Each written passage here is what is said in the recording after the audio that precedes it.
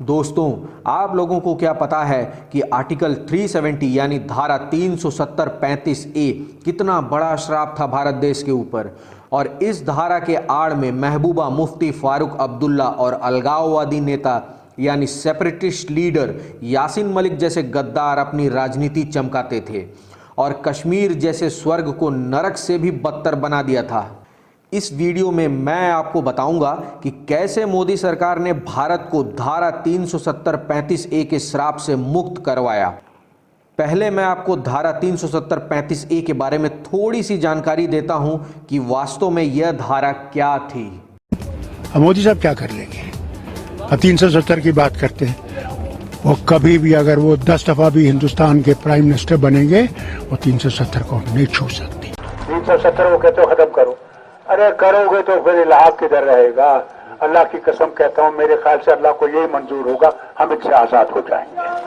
करें, हम भी देखते हैं, हम भी देखते हैं, मैं भी देखता हूँ फिर कौन इनका झंडा खड़ा करने के लिए तैयार होगा। मरकजी सरकार 35 के साथ छेड़छाड़ करना बारूद को आग लगाने के बराबर होगा। जो हाथ 35 के साथ छेड़छाड़ करने के लिए उठेंगे वो हाथ ही नहीं, वो सारा जिस्म जल के राख हो जाएगा। धारा 370 के तहत कुछ विशेष अधिकार कश्मीर की जनता को मिले हुए थे। इस धारा के वजह से कश्मीर में आरटीआई और सीएजी जैसे कानून नहीं लागू होते थे। जम्मू कश्मीर में नागरिकों के पास दोहरी नागरिकता होती थी। जम्मू कश्मीर का एक अलग संविधान था। जम्मू कश्मीर का एक अलग राष्ट्रध्वज था। जम्मू कश्मीर की विधानसभा का कार्यकाल 6 वर्षों का होता था, जबकि भारत के अन्य राज्यों की विधानसभाओं का कार्यकाल 5 वर्ष का ही होता है। जम्मू कश्मीर के अंदर भारत के राष्ट्रध्वज या राष्ट्रीय प्रतीकों का अपमान करना अपराध नहीं माना जाता था। अनुच्छेद 35 ए का क्या है मतलब? 35 ए से जम्मू कश्मीर के लिए स्थायी नागरिकता के नियम और नागरिकों के अधिकार तय होते थे। 14 मई 1954 के पहले जो कश्मीर में बस गए थे उन्हीं को स्थायी निवासी माना जाता था। जो जम्मू कश्मीर का स्थायी निवासी नहीं होता, माने अन्य राज्यों के लोग, वह जम्मू कश्मीर में संपत्ति नहीं खरीद सकते थे, सरकार की नौकरियों के लिए आवेदन नहीं कर सकते थे, वहां के विश्वविद्यालयों में दाखिला नहीं ले सकते थे, ना ही राज्य सरकार की कोई वित्तीय सहायता प्राप्त कर सकते थे। दोस्तों, अब जानते हैं धारा 370 को हटाने की पूरी कहानी। धारा 370 हटाने की नींव 2014 से रखी गई थी। पूरे घटनाक्रम में महबूबा मुफ्ती ने सिर्फ एक गलती की थी, उसने मोदी से हाथ मिलाकर कश्मीर में अपनी सरकार बनाई। मोदी को बहाना चाहिए था राष्ट्रपति शासन लगाने के लिए, जो महबूबा की गलतियों की वजह से लगा दिया गया। मोदी सरकार ने सबसे बड़ा जुआ खेला था पीडीपी से समर्थन वापस लेकर मुफ्ती सरकार गिराने का।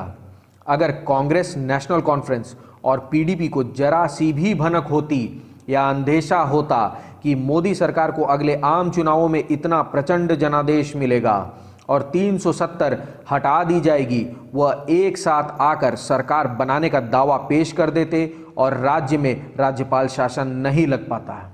बीजेपी का पीडीपी के साथ गठबंधन बहुतों को रास नहीं आया था, लेकिन इस गठबंधन का फायदा भाजपा को यह हुआ कि उन्हें मुफ्ती के क्षीण जनाधार की जानकारी मिल गई और साथ ही भाजपा के साथ जाने की वजह से पीडीपी अब्दुल्ला और कांग्रेस के लिए अछूत हो गई। अब्दुल्ला और कांग्रेस दोनों को लगा कि बीजेपी की साथी रही पार्टी को अगर अभी सपोर्ट किया तो उनका मुस्लिम वोट बैंक नाराज हो जाएगा। इसी वजह से भाजपा की समर्थन वापसी के बाद दोनों ही दलों ने पीडीपी से किसी भी तरह के गठबंधन की संभावना को नकार दिया।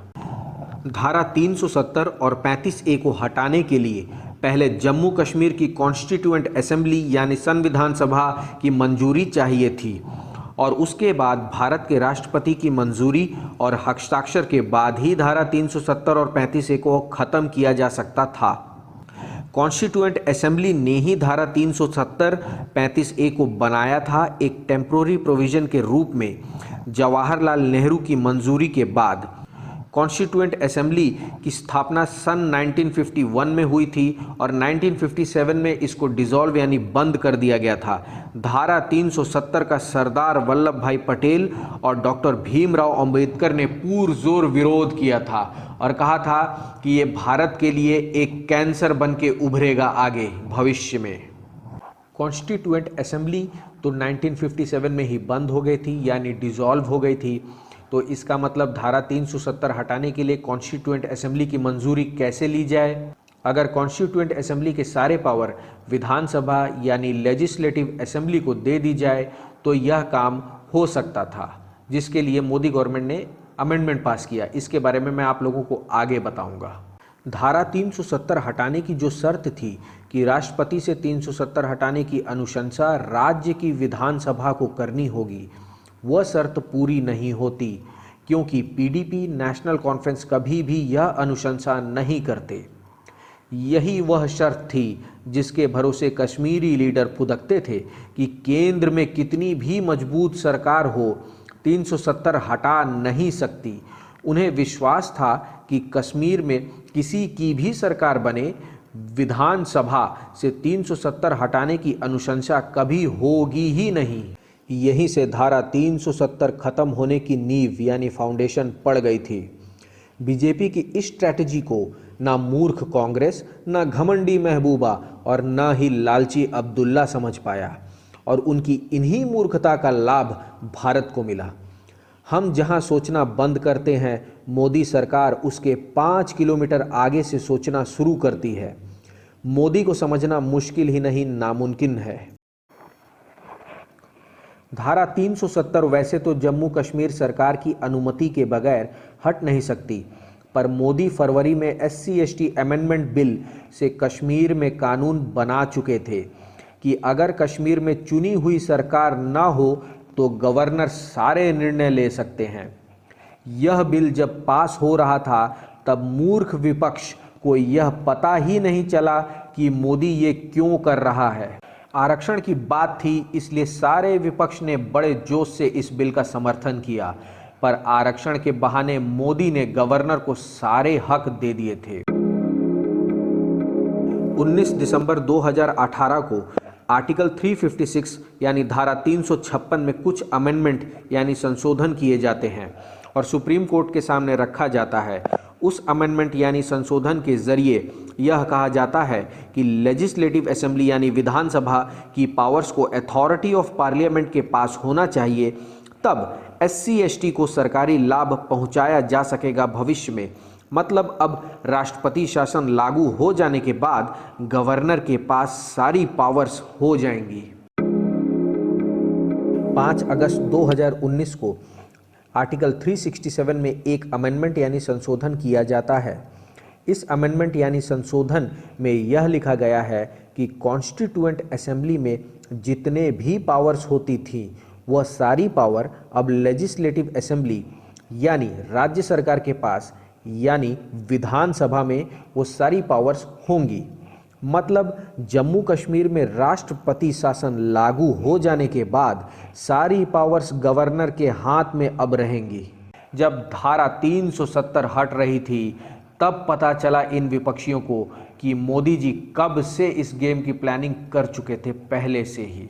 और धारा 370 हटाने के 2 दिन पहले UAPA बिल पास हुआ पार्लियामेंट से। मतलब अगर कोई आड़ंगा डालेगा तो सीधा जेल जाएगा। Check and mate. अगर महबूबा कांग्रेस से हाथ मिला लेती तो शायद यह संभव कभी नहीं हो पाता। मोदी के बिछाए शतरंज के इस खेल में सारे प्यादे एक एक करके गिरते गए। आखिर में बची रानी के लिए वजीर ही काफी था।